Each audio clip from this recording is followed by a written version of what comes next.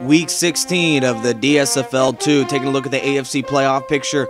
The Colts at 9-5 with a win will secure the number 5 seed in the wild card spot of this conference. Meanwhile, the Texans with the win trying to secure the 2nd seed. Pittsburgh already has the number 1 spot. Colts open up the game with a field goal, then Houston back to work. And Andre Johnson down 3-0 will change that with 4 minutes remaining in the second. Andre to the house. Texans lead 7-3. McNair to Johnson gets a quick 80 in a TD. Marvin Harrison on the next Colts drive fumbles the football, picked up by Smith, but we do have a question mark on the field, and it would get challenged. Harrison does indeed maintain possession. Colts kick a field goal at 7-6.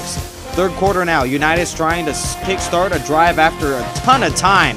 Fires it deep, and there's Jonathan Joseph with the reception. That's going the Texans' way, taken down in Indianapolis territory. An interception by Johnny Unitas. We've seen a lot of that this year.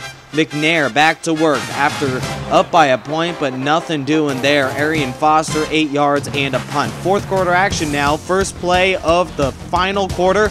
Unitas firing a deep, and there is his big play man, Reggie Wayne. A quick 35, and the Colts tack on a touchdown after that long reception. Take a look at the replay. Tremendous effort by the Colts receiver. 14-7 now, and oh my goodness, the Texans trying to get a comeback. Can't even get the first down. Inches short. They'll have to punt the football away. Now we're down to 4 minutes remaining. Unitas back to work, and Raymond Berry gets it deep. And the Texans offense has to be shaking on the sidelines. Under 2 minutes, touchdown Colts, and this one is done. Indy wins by the final 21-7. Tremendous defensive effort. Browns already eliminated from playoff contention, but the Ravens are part of a huge AFC heat to try to get into the wild card spot. Colts have the first of 2, Ravens part of the rest, and they could really use some hometown help here as Baltimore scores first 7-0. Browns trying to play spoilers here after a 7-0 game. Jermaine Lewis to get into Cleveland territory, then 2nd and 4 fire. Flacco to Davis, and that one is a 6-yard score, and the Ravens tack it on. 14-0 now. Otto Graham, nothing doing offensively. Fumble picked up. McCrary on the return, and he'll take it to the house. The defense provides a spark, and the Ravens win big over the Browns. Now for the Ravens next week, if they win in Week 17, they're into the playoffs. Dolphins and the Patriots. New England already eliminated, but Miami with a win can keep pace with the Ravens in the AFC wildcard 6-seed picture. But early on, it would be an offensive shootout for New England for the first time seemingly all year. Now they're already eliminated from the playoffs, but it's 7-0. Brady to the end zone. Wes Welker 14-0. And a downpour. This seemed to be perhaps the biggest offensive game all season long. Curtis Martin in the end zone, 21-0. Miami's defense just not even existent on this field. Dan Marino fires it for a touchdown, does manage to get a TD before the halftime break. It's 24-7. Now the third quarter, and Brady is back onto the field, and he is firing it deep. Ladies and gentlemen, an offensive shootout to remember. Brady 4 TDs, 0 picks. Patriots win big, and now the Dolphins have to win in Week 17 and hope for a Ravens and Chiefs loss to get into the postseason. The Dolphins hoping for a Chiefs loss, and it really did help Kansas City's case with Miami losing in that game, because now only the Chiefs have to hope for a Ravens loss in Week 17 if they win here today. A quick touchdown, 7-0 in the first quarter. That'll get things going against Lester Hayes and the Raider D. But the Oakland offensive attack battles right back. That's Marcus Allen, 18-yard score. He's into the end zone for a touchdown, and it's now 10-7. Raiders tack on another field goal, but the Chiefs on a classic drive. Priest Holmes, but on 3rd and 6, he'd be taken down, but the defense does come to play. 3rd and 10, Neil Smith with the sack, and starting the fourth quarter, tremendous play there. And Len Dawson back to work, fires it deep, and the Chiefs are in Raider territory. 3rd and 18. And Len Dawson fumbles the football. That ends a series that looked very promising for the Chiefs. They do send out the field goal unit. A long attempt, and this one right down the middle. And the Chiefs make it a 10-all game in the fourth. Now 2 minutes remaining in this final quarter. 1st and 10. Back to work, Fred Biletnikoff for 15. Then Stabler with time, fires it deep, but it's picked off. This one, Eric Berry, the Chiefs safety, he's face masked on the play. The Chiefs don't get the flag, but they get the football inside the 10 on 2nd and 4. Dawson, complete, that's Baldwin, inside the 35. And now after a 30-yard pickup, Dawson back to work, but it's dropped on 3rd and 1. And with a tie ball game, you just punt the football away. 2nd down now, Stabler to work with 30 to go. He's firing it deep, and that's Timmy Brown with the reception. And they call a timeout on a tremendous play, a pass completion of 55. And the gunslinger gets the Raiders in field goal range.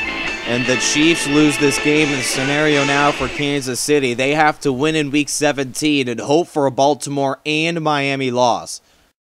With the Dolphins loss, the Buffalo Bills clinched the AFC East title at a 9-5 record.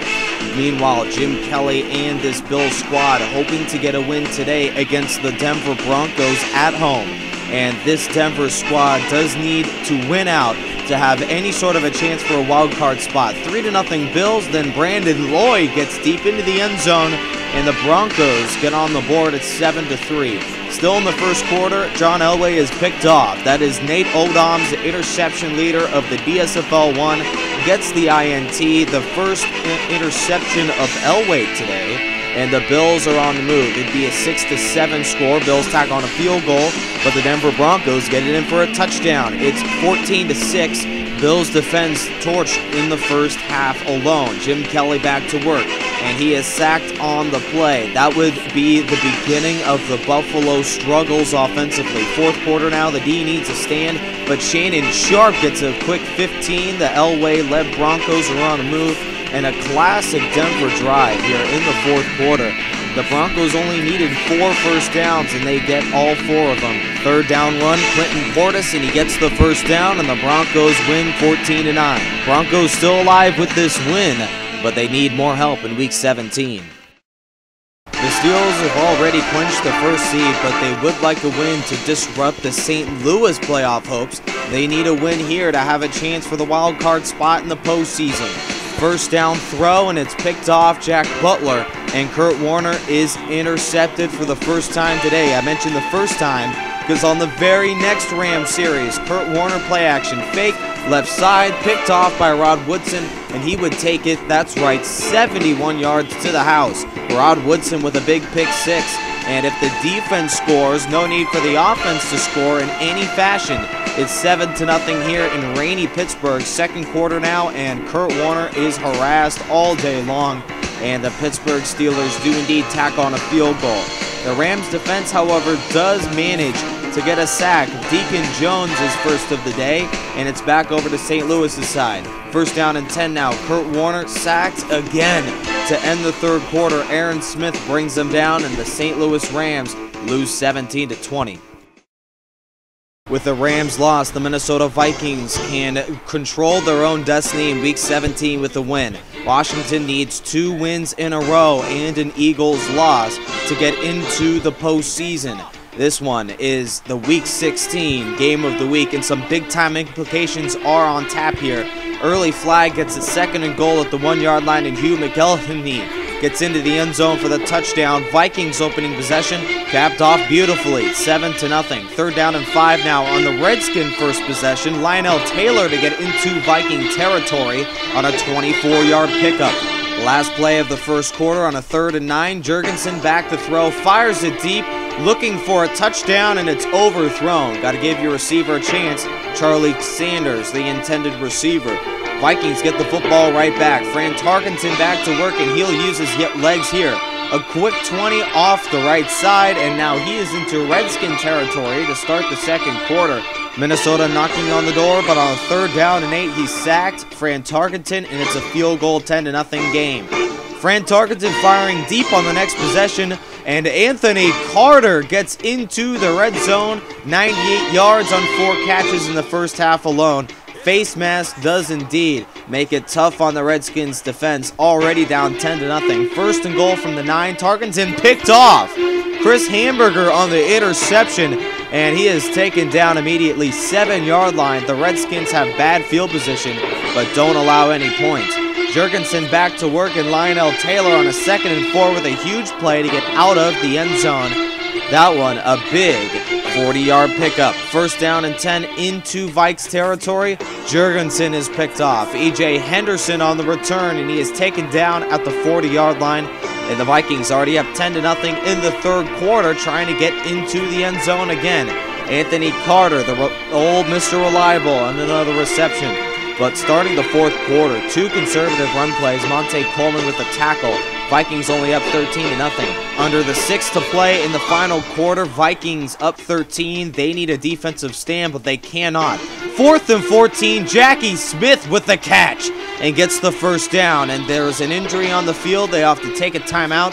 2nd straight 4th down faced for the Redskins, and it is converted to Jackie Smith. And the old Mr. Reliable this time with the reception. Jurgensen to the end zone, and that was nothing compared to 2 4th down conversions. Redskins now in this game, 13-6 your score. PAT is good. And now the Washington Redskins need a defensive stand. 2nd and 7, Vikings handing it off, very conservative. No gain on the play. 3rd and 7, Elheny short of the 1st down, and they have to punt it away. 1:42 to play. Jurgensen fires complete. Art Monk gets deep, and he is past everyone. He is gone, and now the Redskins score. But did they score too quickly? It's a tie game. The PAT is good. The Redskins lead by a point with 90 seconds to play. Can the Vikings offense get things going? They need big plays, big chunks. There's 15. 2nd and 13 now from the 39. Tarkenton breaks a tackle past the 1st down marker into Redskin territory. 3rd down and 5. Another big chunk. Chris Carter with the catch. Now the Vikings on 2nd and 10, firing to the end zone, and the pass is dropped. Dropped in the end zone. Steve Jordan with 23 to go. 3rd and 10 now. The Vikings just want to run the ball. They get 1 yard. Vikings playing for the 41-yard field goal here. 4th and 8, snap, ball down, kick. It has the distance, and it is good. And the Vikings win. Gary Anderson on the attempt, and the biggest reliable player of them all wins it for the Vikings, and the Redskins eliminated. Carolina hosting a matchup between the Panthers and the Buccaneers, and Tampa Bay can clinch the postseason with a win here today. They're certainly leading the NFC South here, and after a 3-all ball game, Cam Newton fires it deep, and this one is caught for a touchdown. Steve Smith and his celebration in the end zone, just the start of the Panthers' big-time plays here as Carolina hosts a win over the Bucs. 3rd down and goal, and this one into the end zone. Carolina wins, and Tampa Bay has trouble. Seahawks practically eliminated, but the San Francisco 49ers facing trouble in Quest Field, trying to get the 1st seed, but they'll have big-time troubles here on a 2nd and 4. It's complete to Jerry Rice for a touchdown to take the lead for the first time today. It's 14-7, but just like every great game does, the opponent fires back. It's Steve Largent right at the halftime break. Deep ball in the end zone. Zord to Largent for a touchdown. How many times have we seen that? Now the Seahawks are up by a field goal, and Marcus Trufant picks off Joe Montana, and he's into the end zone for a touchdown. And the Seattle Seahawks make it a double-digit lead. And with under 1 minute to play, Montana trying to get some sort of a desperation drive here. On 2nd and 10, Montana throws it deep. Last chance for the end zone, but is picked off by Kenny Easley. His 2nd interception, and Montana's, get this, 4th INT today. Not a great game for this Niners offense. Final score 24-14. Bears and the Packers. Chicago already getting into the wild card spot, but with 2 consecutive wins, can perhaps win this division with a head-to-head matchup between none other than the Green Bay Packers. Lambeau leaps all over in Green Bay as the Packers do indeed knock off the Bears 13-7 your final. And we take a look at the standings. Steelers already into the playoffs. Ravens trying to get into the wild card. Colts already have the 5th seed, but the Texans have that division. Bills have the AFC East, and the AFC West goes with the Oakland Raiders. Over to the NFC, it is the Green Bay Packers. Chicago Bears still in the playoffs. Vikings have a chance. Here's the rest of the NFC standings. Thank you for watching. Week 17 will be up soon, guys.